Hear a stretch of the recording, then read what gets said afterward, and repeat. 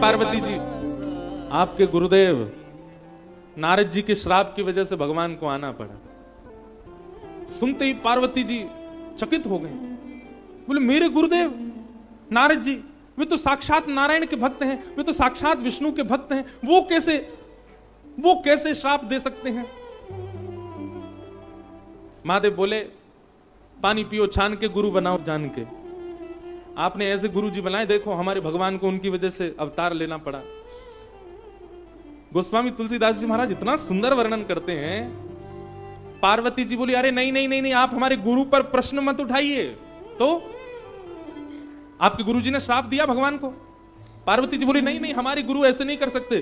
कारण कवन श्राप मुनि दीना, ऐसा कौन सा कारण था जिसकी वजह से मेरे गुरु को श्राप देना पड़ा भगवान को। और फिर अगली पंक्ति क्या कहती हैं, का अपराध रमापति की। पार्वती जी कहती हैं जरूर भगवान ने कोई अपराध किया होगा, इसीलिए मेरे गुरुजी ने उनको श्राप दिया। महादेव बोले वाह पार्वती वाह, मतलब आप ये मान सकती हो कि भगवान ने अपराध किया होगा, लेकिन ये नहीं मान सकती कि आपके गुरु ने जबरदस्ती श्राप दे दिया है। पार्वती जी बोली आप जो कहेंगे सब स्वीकार है, पर मैं अपने गुरु की निंदा नहीं सुन सकती। मैं अपने गुरु के प्रति जो मेरा भरोसा, जो मेरा विश्वास है, मैं उसको नहीं डगमगा। जरूर भगवान ने कोई अपराध किया होगा। ये बहुत ऊंची बात है। आप भगवान को अपराधी मान रहे हो लेकिन अपने गुरु को नहीं। कहीं ना कहीं ये गुरु निष्ठा है। आजकल के पढ़े लिखे लोग इस बात पर ज्यादा मोहर नहीं लगाएंगे। आजकल के पढ़े लिखे लोग इस बात को ऐसा कह सकते हैं कि भैया ये तो अंधविश्वास हो गया, गुरु कुछ भी करे हम उसको माने ही माने। हमारी एक बात बहुत ध्यानपूर्वक सुनिएगा, गुरु शरीर नहीं होता, गुरु व्यक्ति नहीं होता, गुरु बुद्धि नहीं होता, गुरु मन नहीं होता, गुरु माता पिता के गर्भ से जन्मा व्यक्ति नहीं होता, गुरु चिता में जलने वाला व्यक्ति नहीं होता। अगर इन सब चीजों में गुरु का दर्शन आप कर रहे हो तो क्षमा कीजिए, आपने गुरु बनाया नहीं है। गुरु मानव नहीं है, गुरु बुद्धि नहीं है, गुरु जन्म लेने वाला नहीं, गुरु मरने वाला नहीं। चिनानंद रूप शिवोहम शिवोहम, वो साक्षात शिव है, वो साक्षात राम है, वो साक्षात परब्रह्म के समान है। वो गुरु दृष्टि अगर हो जाए तो मानो कि आपने गुरु बनाया है। अगर आप ये मानते हैं कि गुरु व्यक्ति है तो गुरु से अपराध होगा तो आपको दिखेगा। व्यक्ति यदि मानोगे तो उससे अपराध होगा। व्यक्ति यदि मानोगे तो उसका जन्म होगा, उसका मरण होगा, उससे सब क्रिया होंगी, पर वो व्यक्ति नहीं है। भगवान श्री कृष्ण ने रास विहार किया, लेकिन क्योंकि हम उनको भगवान रूप में देखते हैं और क्योंकि वे भगवान हैं, इसलिए हमें वहां दोष ना दिख करके वो काम विजय लीला दिखाई देती है। आप श्री कृष्ण को मानवी मान करके उनकी संपूर्ण लीला का दर्शन करोगे, आपको दोष दिखेगा लीला में, पर वो मानव नहीं है, वो परब्रह्म है। ठीक वैसे ही अब हम ये बात कह तो देते हैं, पर कहीं ना कहीं हमको सावधान भी करना पड़ता है कि आजकल गुरु किसको बनाना चाहिए यह भी हम नहीं समझ पाते हैं। उसके लिए पहले सत्संग बहुत कीजिए, खूब कथाएं सुनिए। कथा अतीत में जब जीवन में आएगी तो अपने आप विवेक बुद्धि जागृत होगी और अपने आप दिख जाएगा गुरु कौन है, किसके प्रति आपकी निष्ठा है। कहीं आप प्रभावशाली को तो गुरु नहीं बना रहे। प्रभावशाली गुरु नहीं होना चाहिए, स्वभावशाली गुरु होना चाहिए।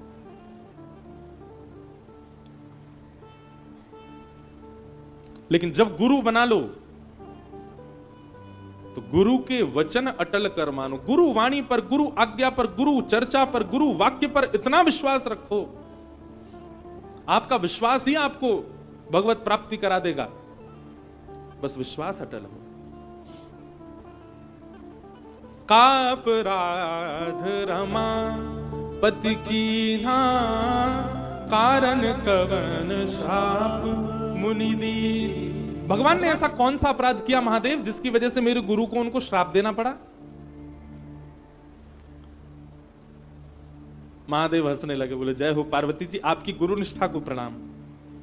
आपके इस गुरु भाव को मैं प्रणाम करता हूं जिसके आगे आप ठाकुर जी को अपराधी मान रही हो। बोले भी हंसी महेश तब ज्ञानी मूढ़ न कोई, जैसी जस रघुपति करही, जब सो तस तो ही छन होई। हाँ, महादेव हंसते हुए कहते हैं, बोले आपके संशय को मैं अभी समाधिस्थ करता हूं, आपके इस प्रश्न का मैं उत्तर देता हूं। एक बार की बात है, क्या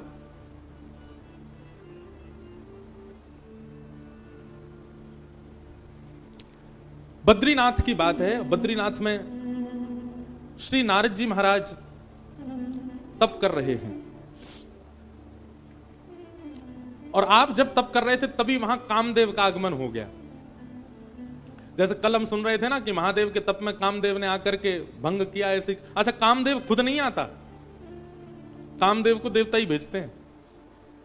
नारद जी महाराज का तप इतना श्रेष्ठ चल रहा था, इतना उत्तम चल रहा था, स्वर्ग में बैठा हुआ इंद्र घबरा गया। इंद्र को लगने लगा कि कहीं नारद जी का तप इतना श्रेष्ठ ना हो जाए कि ये मेरी पदवी छीन ले मुझसे। इंद्र के पास एक ही बाण है, कामदेव। तुरंत कहा, बोले जाओ नारद जी का ध्यान भंग करो, इनकी तपस्या भंग करो। एक बात तो सिद्ध हो जाती है बंधुओं कि हमारा चाहे जितना भी भजन हो, जितनी भी कथा श्रवण हो, कितना भी हमारा तप पुण्य क्यों ना हो, काम का उद्दीपन हो रहा है चित्त में, तो यह समझ लीजिए कि आपके पुण्य घट गए हैं, आपका तप नष्ट हो रहा है, आपका व्रत खत्म हो रहा है। जितनी बार काम का उद्दीपन हो और वे वजह उद्दीपन हो, पुण्य नाशक, भजन नाशक है काम।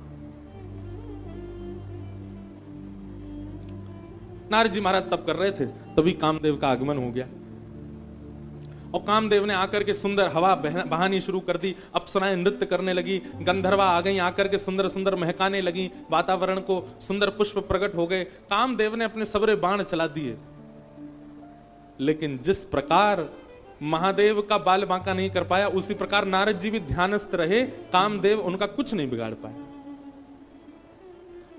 कामदेव ने जैसे ही देखा कि भैया नारद जी का तो बाल बांका भी नहीं हुआ, ये तो यथावत उसी स्थिति में बैठे हैं, सोई कामदेव ने चरणों में प्रणाम किया, दंडवत किया, जय हो जय हो जय हो भगवान। या तो मैंने महादेव को देखा था इस रूप में, या फिर मैंने आज आपको देखा, आपकी जय हो। नारद जी महाराज के धीरे धीरे नेत्र खुले। अच्छा, एक बात सुनेंगे आप। कई बार आपके भजन में काम विघ्न नहीं डाल पाता, पर सम्मान विघ्न डाल देता है। कई बार काम आपको आपके भजन से हटा नहीं पाता, पर बहुत सम्मान दिखने लग जाता है, तो आप अपने मार्ग से बिखरने लग जाते हैं, बिछड़ने लग जाते हैं। कहीं ना कहीं काम से भी ज्यादा बलवान सम्मान है। कामदेव को प्रणाम करते हुए देखा, नारद जी महाराज ने धीमे से नेत्र खोले। कामदेव बोला, मैंने इतने बाण चलाए तब नेत्र नहीं खोले, और जैसे ही मैं दंडवत प्रणाम हुआ, सम्मान देने लगा, सो ही नेत्र खुल गए, इनके भजन छूट गया। कामदेव बोला, मुझे क्षमा कर दीजिए, आपके भजन में मैंने विघ्न डाला, आप मुझे शाप मत दीजिएगा, आप मुझ पर नाराज मत होइएगा। भयऊ न नारद मन कछु रोषा, नारद जी ने कोई क्रोध नहीं किया। कही प्रिय वचन काम परितोषा, नाई चरण सिर आयश पाई, गयऊ मदन तब सहित सहाई। एक बात सीखने की, कई बार कई लोगों का स्वभाव होता है कि वो गलती करने वाले को क्षमा ही करते रहते हैं। ठीक है, एक बार क्षमा किया, 2 बार क्षमा किया, 3 बार क्षमा किया, पर कई बार गलती होते देख करके भी आप बार बार क्षमा करते हैं, तो आप उस व्यक्ति का जीवन खराब कर रहे हैं। कभी कभी किसी को सुधारने और संभालने के लिए रोष करना जरूरी होता है, विशेष रूप से माता पिताओं को, विशेष रूप से गुरुजनों को, और कहीं ना कहीं कभी कभी पत्नी को पति पर भी, और पति को पत्नी पर भी। कभी कभी वो स्थिति बिगड़े ना, लेकिन सुनिए, हमारी बात को अन्यथा मत लीजिएगा, हम बार बार कभी कभी शब्द लगा रहे हैं। पता चली रामेश्वरम से जाते एक दूसरे के बाल पकड़ लिए, और महाराज जी कह रहे थे कि कभी कभी रोष जरूरी है।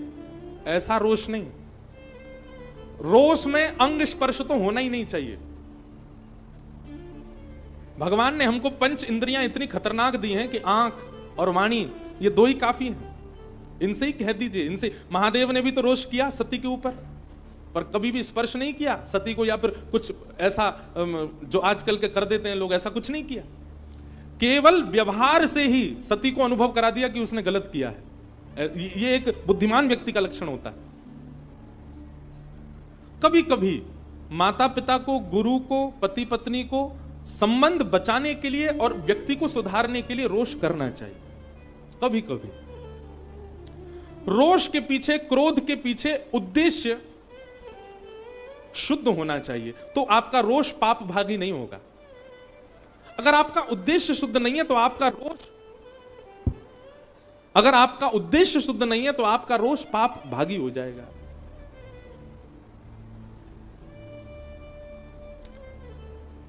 कामदेव क्षमा मांगने लगा, मुझसे गलती हो गई, मैंने आपके तप में भंग डाला।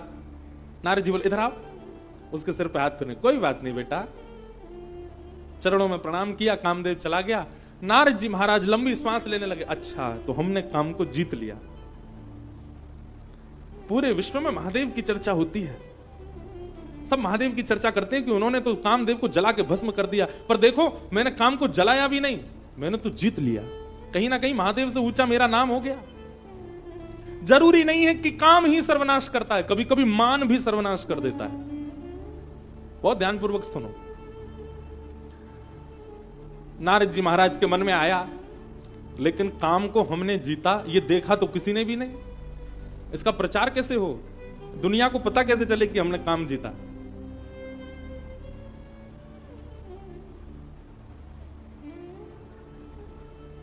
तुरंत नारद जी बोले बद्रीनाथ है यहीं बगल में ही थोड़ी दूर पर ही कैलाश है, जाके महादेव को हम ही सुना देते हैं। नारद जी महाराज भजन करते भय, कीर्तन करते भय सीधे पहुंचे कैलाश। महादेव ध्यानस्थ बैठे हैं। नारद जी महाराज का आगमन हुआ। जैसे ही नारद जी महाराज पहुंचे, महादेव ने नेत्र को, अरे आइए आइए आइए आइए आइए नारद जी महाराज, मेरे प्रिय हरि और हरि के प्रिय आप तो मेरे दुगने प्रिय हो गए, आइए बैठिए विराजिए। कहां से आना हो रहा है आपका, और आज कैसे इतने दिनों बाद हमारे कैलाश में आगमन। नारद जी बोले अब देखो कई लोग होते हैं उन्होंने पुण्य किया है, कुछ अच्छा किया, वो बताते कैसे हैं। नहीं नहीं कैलाश में अभी नहीं आया हूं, मैं तो 1000 वर्षों से यहीं था। भगवान शिव बोले आप 1000 वर्ष से यहीं थे? बोले हाँ, यहीं पास में बद्रीनाथ है ना, वहीं तप कर रहा था मैं। महादेव बोले अच्छा तप कर रहे थे आप? बोले जी तप कर रहा था। तो बोले आपका तप पूर्ण हो गया? बोले तप तो अभी मेरा और चलता 10-5 हजार वर्ष तक, लेकिन वो कामदेव आ गया था और कामदेव ने आकर के मेरे तप में विघ्न डालने का प्रयास किया। महादेव बोले फिर क्या हुआ? बोले कुछ नहीं, होना क्या था, जीत लिया मैंने। महादेव समझ गए, बहुत अच्छी बात है, जीत लिया मैंने। अब नारद जी बोले आपने तो जला दिया था, आपने तो उसको जला करके राख कर दिया था, पर मैंने तो जीत लिया और मारा भी नहीं, जीवित छोड़ दिया। सबका अपना अपना स्वभाव होता है महादेव, अब इसमें मैं और क्या कहूं। महादेव ने तिरछी नजर से नारद जी को देखा और कहा नारद जी मेरा तो जल चुका है, दोबारा उठेगा नहीं, आपका जीवित घूम रहा है, दोबारा आ सकता है आपके पास। मेरा तो जल के राख हो गया है, पर आपका तो अभी भी जीवित है, सावधान रहिएगा। नहीं नहीं अब तो हमारा चेला हो गया वो, अब थोड़ी आक्रमण करेगा। महादेव बोले सब ठीक है। महादेव समझ गए कि अब ये प्रचार में लग जाएंगे कि इन्होंने कामदेव को जीत लिया। और क्षमा कीजिएगा, एक बात यहां पर पुष्ट होती है कि आप जब किसी दुर्भाव पर विजय प्राप्त करते हैं और उस दुर्भाव का जब प्रचार कर देते हैं, तो वही दुर्भाव प्रचंड होकर के दोबारा आएगा और आपका नाश करेगा। लोगों को अपने व्रत नियम बताने में बहुत आनंद आता है। हम ये नहीं करते, हम ऐसा नहीं खाते, हम वहां नहीं जाते, हम तो ये नियम करते हैं, हम तो सारी एकादशी करते हैं, हम तो सारे प्रदोष के व्रत करते हैं, हम तो ऐसा करते हैं। मत गाइए, नारद जी से सीख लीजिए। क्योंकि जब आप अपने नियमों का गायन करना शुरू करते हैं या आप अपनी इंद्रिय के किसी विजय भाव का प्रचार कर देते हैं, तो वो एक ना एक दिन नष्ट होगा। प्रचार मत करो। आप किसी नियम में हैं तो अपने अंदर गुप्त रखिए, उसको प्रकाशित करने की आवश्यकता नहीं।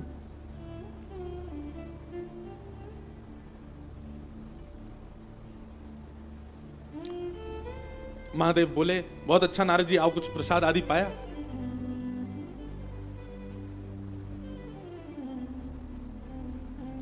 नारद जी बोले अच्छा ठीक है मैं चलता हूं। महादेव पहचान गए, बोले ये कहां जा रहे हैं। अब इनको लगा कि महेश को तो सुना दिया, अब जाकर के रमेश को सुनाऊं। रमेश मतलब लक्ष्मीपति, उनको भी तो बताऊं कि मैंने कामदेव जीता। सावधान किया महादेव ने, क्या? तिमि जनि हरहि सुनावहु कबहु, तिमि जन हरि सुनावहु कबहु, चलेहु प्रसंग धुराएहु तबहु, चलेहु प्रसंग धुराएहु तबहु। कितने बोले हैं महादेव।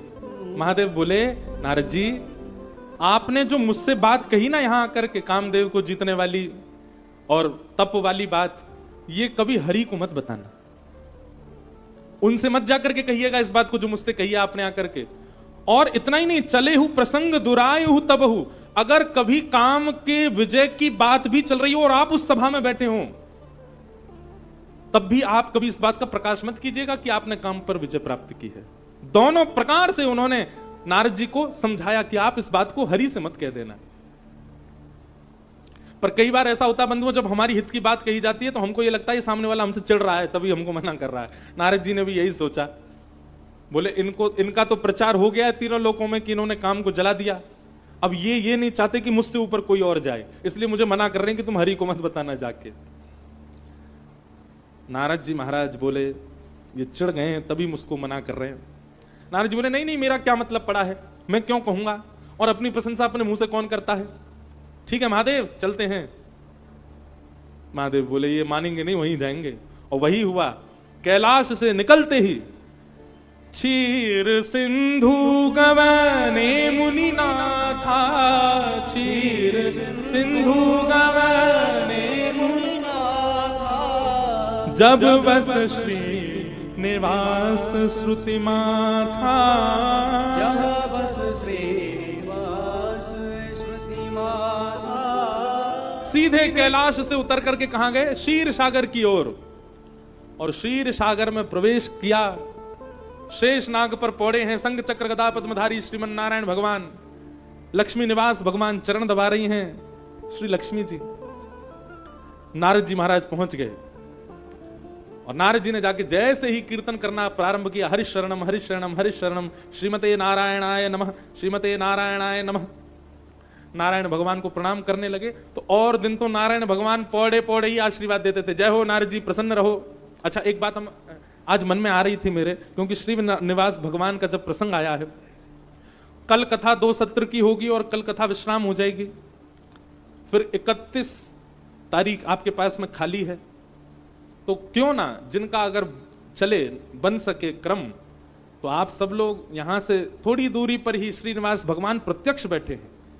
त्रिचिरापल्ली में श्री रंगनाथ भगवान हमारे इष्ट शेषनाग पर पौड़ानाथ विराजमान है। थोड़ी दूरी है, यहां से 200 कुछ किलोमीटर है, बस 4-5 घंटे का मार्ग है, बढ़िया रोड है।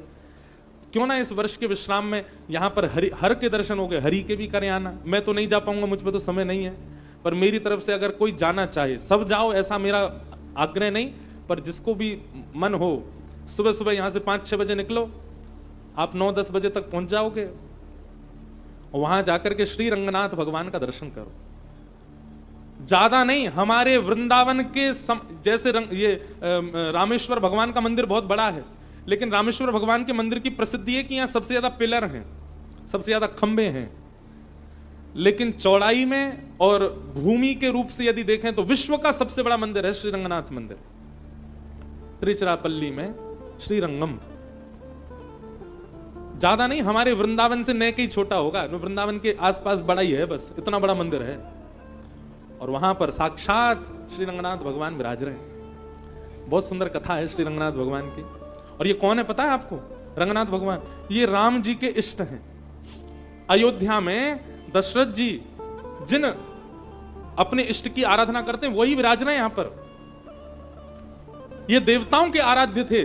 तब एक बार इंद्र ने प्रसन्न होकर के दशरथ जी से कहा कि आप कुछ मांग लीजिए। तो दशरथ जी बोले आपके जो इष्ट नारायण है ये हमको दे दो, हम अपनी अयोध्या में इनकी पूजा करेंगे। तब वही नारायण भगवान अयोध्या में विराजे। और जब अयोध्या में विराज गए, राम जी लंका गए, लंका में जाकर के रावण का वध किया। तब लंकापति जो नए बने विभीषण, उन्होंने चरणों में प्रणाम करके कहा, बोले भगवान अब आप लंका में ही विराजो, लंका के राजा आप ही बन जाओ, यही निवास करो। भगवान बोले अयोध्या मुझे बहुत प्यारी है, भरत जी मेरा प्रतीक्षा कर रहे हैं, मैं नहीं रुक पाऊंगा। विभीषण बोले मुझे और कुछ नहीं चाहिए, बस आप ही चाहिए। तब भगवान बोले मेरे समान मेरे इष्ट विराजमान हैं अयोध्या में, तुम चलो हम तुमको वो प्रदान कर देंगे, उनको तुम यहां विराजमान कर लो। विभीषण जी अयोध्या से भगवान श्री राम के इष्ट को लेकर के लंका जा रहे थे, तभी कावेरी नदी पड़ी रास्ते में। कावेरी मैया ने एक बार नारायण भगवान से वरदान मांगा कि आप गंगा के तट पर विराज रहे हो, यमुना जी के तट पर विराज रहे हो, नर्मदा के तट पर विराज रहे हो, मेरे तट पर कब विराजोगे। तब भगवान ने कावेरी को वचन दिया था कि एक हम त्रेता में जब राम जी के कुल के इष्ट बनकर के आएंगे तब कोई ऐसी योजना बनेगी, हम दक्षिण आएंगे और तुम्हारे तट पर विराजेंगे। जैसे ही कावेरी के तट से विभीषण जी लंका की ओर जाने लगे, कावेरी अंदर ही अंदर प्रार्थना करने लगे, भगवान ये मेरा ही तट है, रुक जाइए यहां पर। भगवान बोले हम कुछ करते हैं।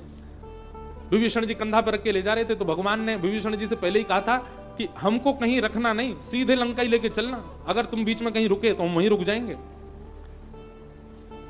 सोई भगवान ने वरुण भगवान से कहा कुछ करो खलबली, और वरुण ने आकर के महाराज विभीषण जी के श्री अंग में ऐसी जल की मात्रा बढ़ाई कि उनको शंका निवृत्त करने की इच्छा हुई, और इतनी तीव्रता से इच्छा होने लगी कि वे रोक ही नहीं पा रहे थे स्वयं को। भगवान साथ में शुद्धता का ध्यान रखना है। तुरंत उन्होंने बिना विचार किए ठाकुर जी को पधरा दिया, निवृत्त होने गए, कावेरी में स्नान करके शुद्ध अवस्था होकर के जैसे ही आए भगवान को उठाने लगे। ठाकुर जी बोले हमने कहा था जहां रखोगे वहीं रहेंगे, अब हम यहीं रहेंगे। विभीषण बहुत रोए, बोले भगवान आप तो लंका चलने के लिए निकले थे, अब आप यहीं रुक गए, अब मैं क्या करूं, मैं प्राण त्याग दूं अपने। बोले भगवान बोले नहीं नहीं चिंता नहीं करो, देखो सुनो हमारी बात, संपूर्ण विश्व में नारायण के जितने भी मंदिर हैं सब शुभमुखी होंगे, लेकिन एकमात्र श्रीरंगम श्री रंगनाथ मंदिर ऐसा होगा जो दक्षिण मुखी होगा। और दक्षिण मुखी होने का तात्पर्य यह है कि तुम रोज लंका से मेरा दर्शन कर सकते हो, और मैं रोज लंका की ओर ही तुमको देखता रहूंगा, तुम्हारी ओर देखता रहूंगा। कावेरी के वर को पूर्ण करने के लिए मुझे यहां रुकना पड़ेगा, पर तुम नित्य मेरा दर्शन करने के लिए आ सकते हो, और तुम अपने भवन पर खड़े होकर के वहां से मेरा दर्शन करोगे, वहां से तुमको मैं दिखा करूंगा। इसलिए एकमात्र नारायण भगवान दक्षिण में श्रीरंगम में दक्षिण मुखी होकर के बैठे। विभीषण अपनी लंका से रोज दर्शन करता है, और ऐसा कहते हैं कि शायद वो कभी आते भी हैं यहां दर्शन करने के लिए। तो ये आदि नारायण, वैकुंठ के नारायण साक्षात पृथ्वी पर यदि विराज रहे हैं तो वो श्रीरंगम में विराज रहे हैं। और दूसरी बात, रंगनाथ भगवान का जो दर्शन करने जाए उनको हम बता दें, जो गर्भगृह जहां भगवान नारायण विराज रहे हैं शेष शैया पर, वो गर्भगृह किसी मानव ने नहीं बनाया, वो गर्भगृह वैकुंठ से ही आया है। पूरा का पूरा गर्भगृह ही सचल है, वही अयोध्या में था, वही कावेरी के तट पर है, वही देवलोक में था, वही वैकुंठ में था। एक होता है कि भगवान का श्री विग्रह केवल इतना ही है, परंतु वो समस्त जो गर्भगृह है वो पूरा श्री विग्रह से ही जुड़ा हुआ है, वो अलग नहीं है। अद्भुत दर्शन है भगवान का। हमने एक बार दर्शन किए थे, तो वहां पर हाथी ठाकुर जी की मंगला करने आते हैं, और जब वो हाथी चिंघाड़ते हैं ना, हाथी की जो आवाज होती है उसमें वो बोलते हैं रंगा रंगा श्री रंगा, भगवान का वंदन करते हैं। ऐसे अद्भुत, यहां से थोड़ी दूर पर ही हरि विराज रहे हैं। हर से मिल ली, अब हरि से भी मिल आना यदि समय मिले तो। क्षीर सिंधु गवने मुनिनाथा, क्षीर सिंधु गवने मुनिनाथा, जहाँ बस श्री निवास श्रुति माथा, जहाँ बस श्री निवास श्रुति माथा, जहाँ बस श्री निवास श्रुति माथा, जहाँ बस श्री निवास श्रुति माथा। नारद जी पहुंच गए, शेषनाग पर पौड़े थे भगवान। जैसे ही नारद जी ने आकर के करताल में कीर्तन करना शुरू किया, और दिन तो भगवान शेषनाग पे बैठे बैठे आशीर्वाद देते थे, आओ नारद जी विराजो। पर आज ठाकुर जी उठ के खड़े हो गए, लक्ष्मी जी से कहा रुको रुको रुको, नारद जी आए हैं, उनका स्वागत कर आऊं, मैं थोड़ा उनको लेके आऊं। लक्ष्मी जी बोली पहली बार तुम आ नहीं रहे, तो बहुत बार आए हैं, और हर बार आप पौड़े ही रहते हो, आज ऐसा विशेष क्या है कि आप उठ करके जा रहे हो। भगवान बोले बीमार हो गया नारद, और बीमार व्यक्ति को थोड़ा हाथ देना पड़ता है, कहीं बेचारा लड़खड़ा ना जाए, गिरगिरा ना जाए। बेचारे बहुत बीमार हो गए, इनको थोड़ा हाथ दे के आऊं। भगवान उतर करके दौड़े और दौड़ करके नारद जी का, अरे नारद जी संभल के संभल के संभल के, ऐसे लेकर के आए। नारद जी आकर के बैठ गए। भगवान बोले और बताइए सब बढ़िया है? हाँ जी सब बढ़िया। कहां थे इतने दिन से, आप आए नहीं, बहुत वर्ष लगा दिया आने में। बस नारद जी को तो प्रारंभ चाहिए था, कोई पूछ ले कहां थे इतने दिन से तो हम बतावें। कामचरित नारद सब भाखे, कामचरित नारद सब भाखे, यद्यपि प्रथम बरज शिव राखे, यद्यपि प्रथम बरज शिव राखे। सारी बात बता दी। बोले हम हिमालय गए थे और वहां पे जाके तपस्या कर रहे थे, और तपस्या करते करते करते करते करते समय निकलता गया निकलता गया निकलता गया। और ऐसा कह के नारद जी रुक गए। भगवान बोले फिर तपस्या पूर्ण हो गई? बोले पूर्ण तो नहीं हुई, कामदेव आ गया था, खूब प्रयास किया पर मैंने जीत लिया उसको, और पूरी बात बता दी। नारद कहेऊ सहित अभिमाना, नारद कहेऊ सहित अभिमाना। अभिमान में भर करके नारद जी क्या कहते हैं? कृपा तुम्हारी सकल भगवाना, कृपा तुम्हारी सकल भगवाना। बुरा मत मानिएगा, 99% लोग इसी भाव में रहते हैं। उनसे कहो आपका घर बहुत बढ़िया, आपका बेटा तो बहुत बढ़िया निकल के आया, आपकी बहू बहुत सब भगवान की कृपा है। सब लोग ऐसे ही बोलते हैं, पर सब अभिमान में बोलते हैं।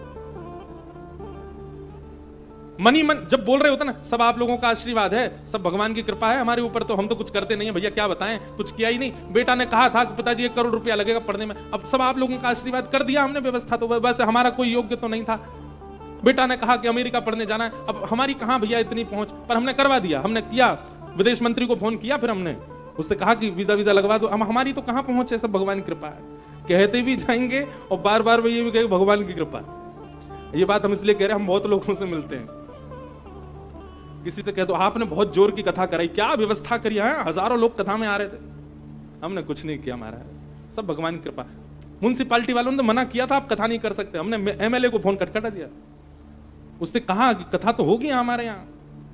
उस समय हमको ये वाली पंक्ति याद आती है, नारद कहेऊ सहित अभिमाना, क्या कृपा तुम्हारी सकल भगवान। सब आपकी कृपा है, मैं कहां काम को जीत सकता था, सब आपने किया भगवान।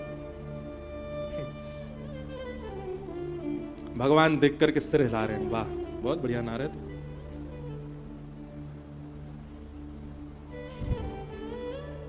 भगवान ने कहा कुछ पाओगे, पेड़ा लड्डू? नहीं नहीं नहीं नहीं भगवान, अब क्या, जब से काम जीता ना तब से रसना को भी जीत रहा हूं मैं, समस्त इंद्रियों को जीतने का प्रयास कर रहा हूं।